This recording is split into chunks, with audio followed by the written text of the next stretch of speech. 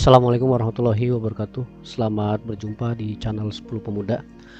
Kali ini saya akan membandingkan dua pertimbangan yang besar dalam memutuskan untuk membeli sebuah kendaraan, dalam hal ini kendaraan mobil ya. Pertama, kita berikan alasannya. Ada 3 alasan dan ada 3 konsekuensi. Saya akan bandingkan 3 alasan dan 3 konsekuensi ini. Yang pertama, kita kaji 3 alasan kenapa memutuskan untuk membeli kendaraan mobil. Rata-rata mindset kita setelah sekolah, kuliah, kemudian bekerja, entah kenapa rata-rata orang menanamkan mindset bahwa barometer sebuah kesuksesan itu dengan memiliki sebuah rumah, dengan memiliki sebuah mobil mewah dan kendaraan lainnya. Saya contohkan alasan rata-rata orang membeli mobil. Yang pertama adalah impian. Jadi impian melihat orang sukses itu memiliki mobil. Nah, ketika dia sekolah dan kemudian bekerja, seolah-olah bahwa dia harus memiliki kendaraan mobil. Itu alasan yang pertama, yaitu impian dalam memiliki sebuah kendaraan mobil. Yang kedua, rata-rata alasan orang memiliki untuk membeli mobil yaitu peningkatan status. Jadi untuk meningkatkan status sosial, rata-rata orang memilih untuk memutuskan membeli mobil itu untuk meningkatkan status sosial. Jadi seolah-olah ketika memiliki mobil, status sosialnya akan naik atau bertambah, dianggapnya sudah lebih mapan, sudah lebih berada. Alasan ketiga ini juga banyak digunakan orang sebagai alasan di saat dia memutuskan untuk membeli mobil, yaitu untuk keluarga, baik itu untuk kepentingan jalan-jalan atau kepentingan mobilitas, kebutuhan keluarga, seolah-olah kebutuhan. Jadi untuk memudahkan keluarga untuk bepergian atau jalan-jalan.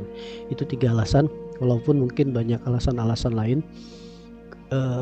Saya menggabungkan atau meringkas menjadi 3 alasan. Yang pertama, orang memutuskan membeli mobil itu pertama adalah impian. Yang kedua, untuk meningkatkan status sosial, dan ketiga, untuk memudahkan keluarga dalam jalan. Sekarang kita bandingkan konsekuensinya. Kalau 3 alasan itu yang membuat kita untuk memutuskan beli mobil, kira-kira sebanding tidak dengan konsekuensinya? Konsekuensi yang pertama, bahwa yang perlu diperhatikan ketika kita memutuskan untuk membeli mobil, yang pertama adalah budget, anggaran yang besar untuk membeli mobil. Seperti kalau kita beli kontan itu baru kisaran 100 sampai 200 untuk menengah ke bawah ya, itu untuk model mobil yang menengah ke bawah.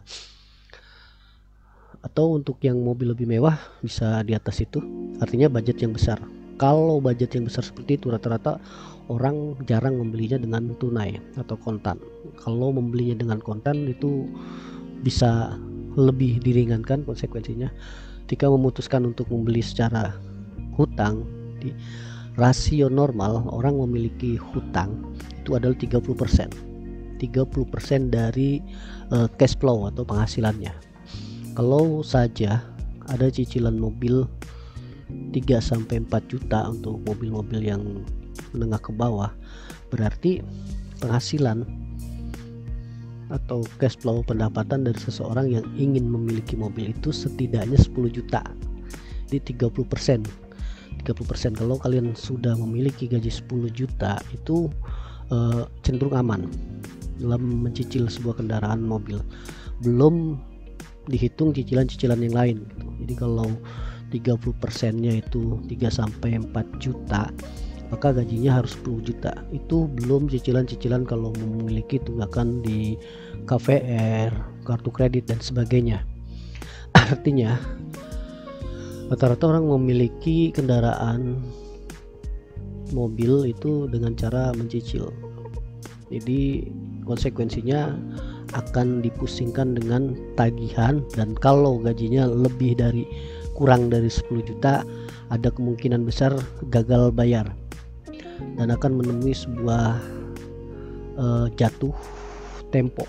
Jadi jatuh yang paling menyakitkan itu jatuh tempo ya, kita akan dibuat menjadi stres.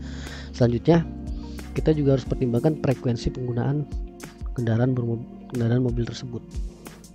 Frekuensi penggunaan maksudnya dalam satu minggu, dalam satu bulan berapa kali kita menggunakan mobil. Kalau memang bekerja dan mengharuskan menggunakan mobil, bisa dimaklumi itu sebuah keharusan atau kebutuhan. Tapi kalau hanya seminggu sekali dia menggunakan mobil untuk sekedar jalan-jalan atau sekedar refreshing, bahkan saya pernah mengalami memiliki mobil itu hampir 1 bulan tidak digunakan. 1 bulan tidak digunakan, berpotensi akinya akan tekor dan sebagainya. Itu yang perlu dipertimbangkan, apakah kita durasi penggunaan mobilnya itu relatif sering gitu. Jadi kalau penggunaan mobilnya seminggu sekali atau sebulan 2 kali, saya rasa belum perlu. Atau kita bisa akses bekerja dengan kendaraan bermotor. Konsekuensi yang ketiga ini yang terkadang tidak terfikirkan gitu ya. Ternyata kalau kita memiliki kendaraan mobil, yang kita pikirkan itu bukan hanya cicilan per bulan. Kalau cicilan per bulan tadi sudah kita bilang bahwa 30% dari gaji itu yang relatif aman. Ternyata di luar 30% tersebut ada yang disebut dengan hidden cost. Hidden cost ini sepertinya tidak terlihat gitu. Jadi kalau kita beranggapan saya gaji 10 juta, saya cicil mobil 4 juta, yang 6 juta untuk biaya hidup sepertinya akan cukup gitu. Padahal tidak 4 juta ya. Itu cicilan ke bank atau ke pembiayaan finance leasing 4 juta. Biaya-biaya hidden atau cost yang tidak terlihat lainnya itu perlu kita pertimbangkan juga, seperti biaya perawatan. Mobil kalau mau enak ya harus dirawat, setidaknya perawatan paling murah ya setidaknya dicuci. Gak mungkin kita pakai kendaraan tidak dicuci. Dan biaya agar mobil bisa bergerak atau berjalan itu setidaknya bensin mobil itu lebih boros timbang motor ya. Kalau motor seliter 2 liter, mobil 10-20 liter, perbandingannya seperti itu. Selain itu ada ganti oli, ini yang habis pakai ya, ganti oli pasti.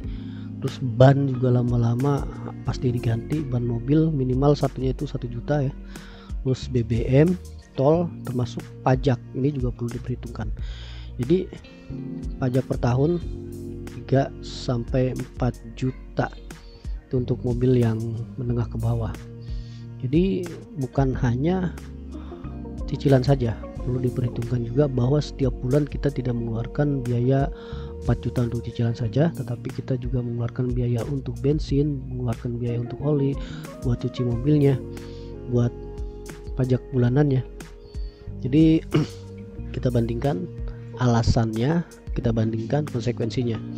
Jika alasan itu tidak cukup sebanding dengan konsekuensi, jadi jangan paksakan diri kita untuk mempunyai kendaraan mobil saat keuangan belum ideal. Segitu saja, semoga bermanfaat dan mudah-mudahan apapun yang diputuskan sebuah keputusan terbaik untuk teman-teman semua. Saya akhiri. Assalamualaikum warahmatullahi wabarakatuh.